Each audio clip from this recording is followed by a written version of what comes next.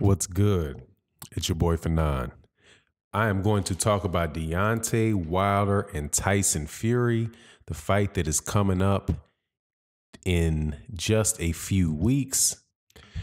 December 1st in Los Angeles at the Staples Center.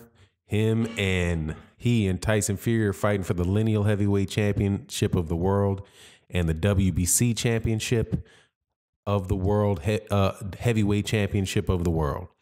And the reason I'm going to talk about it this morning is not necessarily a piece of news that came out or something that somebody said, but just reflecting on some conversations that I listened to take place yesterday on a very, very good channel named Best Fight the Best Boxing. If you're not subscribed to Best Fight the Best Boxing, please subscribe to Best Fight the Best Boxing. And he was having a lot of fun going back and forth with Anthony Joshua fans on the time frame and the things that happened in the lead up to where we are right now, where the best fight in boxing this year is going to be between Deontay Wilder and Tyson Fury instead of Deontay Wilder and Anthony Joshua.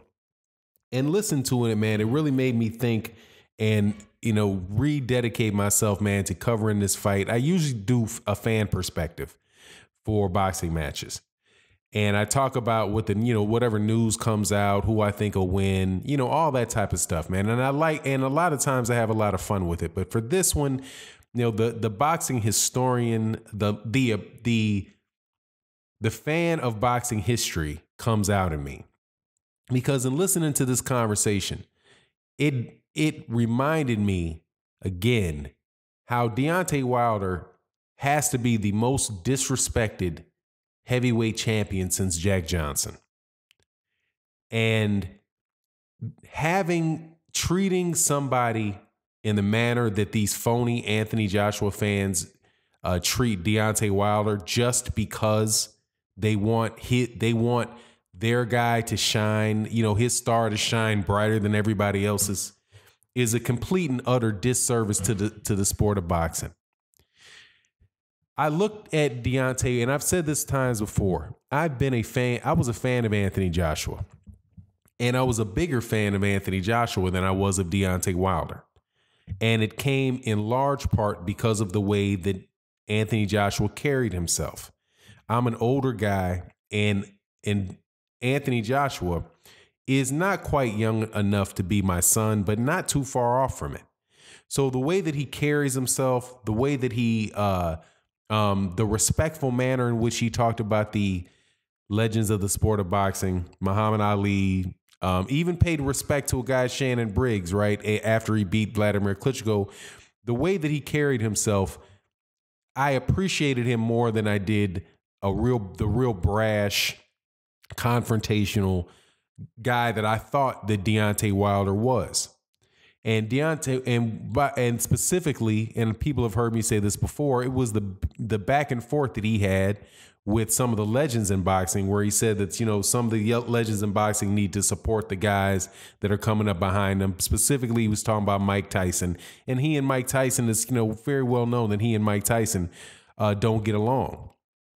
And as a result of that, like I said, I'm one of these guys that really believe that you should respect your elders, especially with the history of boxing, and Mike Tyson having been a great fighter that I was a fan of. But that changed very, very soon, man, when I started listening to UK boxing fans' treatment of Deontay Wilder. Deontay Wilder is 40-0 with 39 knockouts. He's an Olympic bronze medalist. This guy obviously can fight. And to say that he can't fight, that everything about him is fake, is a total disgrace. It's a total disgrace. And the only people that could possibly, that really could believe that are people who aren't really truly fans of boxing, but are fans of Anthony Joshua, are fans of the moment, of Anthony Joshua's moment in the sun. Like, I could go into all like the man fan talk and all that, but what I really do believe is that a lot of these people are definitely the people that come to comment section of these videos are fans of Anthony Joshua's moment in the sun. And they don't want anybody to come up and have the ability to end the fun time that they're having, celebrating the greatness of their hero of the moment. Getting into debates and back and forths about boxers and who's better than who is something that always takes place in boxing. But the one thing that people tend to overdo is when they start completely tearing the other fighter down. And that's what was happening to Deontay Wilder until a base of American fans were like, no, we're not going to have any more of this. We're going to call it like it is. We're going to call it like we see it. Deontay Wilder is 39-0. At the time he was 39-0. Now he's 40-0 with 39 knockouts. This guy can knock out any boxer alive with one shot.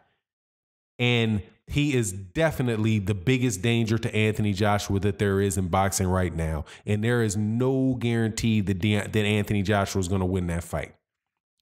Hopefully, and most people manage to do it without absolutely ripping Anthony Joshua to the ground. So that's why I'm going to support, and I encourage other people to support this fight with Deontay Wilder and Tyson Fury. Tyson Fury is somebody else that crowd of fighters completely disregard. All of the belts that Anthony Joshua are holding right now are Tyson Fury's belts. Tyson Fury's the one that took all those belts off of Vladimir Klitschko. When Anthony Joshua won his belts, he won it against Charles Martin. Gave Charles Martin, I do believe, almost a 60-40 split in that fight. And then Deontay Wilder asked for less of a percentage than Charles Martin got to unify the belts, having done much more than Charles Martin has done in his career. And, we go through this whole rigmarole. But we'll see at the end of this. But the important thing to me, and also, I'm not betting on an Anthony Joshua fight. And I'm very, very happy. I'm trying my best not to do videos ripping down Anthony Joshua too bad. But every time he mentions Deontay Wilder's name, it makes me feel like I need to do that. Because at this point in time, Deontay Wilder's made it clear that he's not interested in fighting Anthony Joshua until it's a real offer, and an offer that makes up for all of the nonsense that was going on before. Eddie Hearn had no business saying the things about American boxing, making up all of the obvious lies that he got caught in almost as soon as he said them about the negotiation that was going on. Turning down a $50 million deal. And of course, we know you guys are going to come with some of you guys Sky Sports was involved in it. So, BT was involved in it. So, that couldn't have been real. Yes, it could have been. Because if BT couldn't be involved in it, they could have went and got the $50 million from somebody else. That was a mechanism. And I honestly, man, it's just a rumor that BT was involved. And I think that's something off of something that Frank Warren said in an interview. It's not something that I believe that Shelley Finkel said. Somebody can correct me if I'm wrong. But anyway, it is what it is with all of that. But at the end of the day, man, Deontay Wilder has been more disrespect. First of all, being black fighters in the United States since HBO lost their mind had a very hard time getting the respect that they deserve in boxing. You can look at one of the greatest fighters of this century easy in Andre Ward. And even Andre Ward wasn't disrespected as much as Deontay Wilder is. But there was no reason in America that Andre Ward shouldn't have been the flagship of HBO. And all of the energy that they used to build up frauds like Sergey Kovalev and borderline frauds like Gennady Golovkin could have been used to put forward and build the name of one of the best fighters of this century in Andre Ward, but they chose not to do it. You have Terrence Crawford over there at ESPN. It wasn't until he got to ESPN that there was any effort to build the name of Terrence Crawford. And Terrence Crawford is clearly one of the best fighters in the world.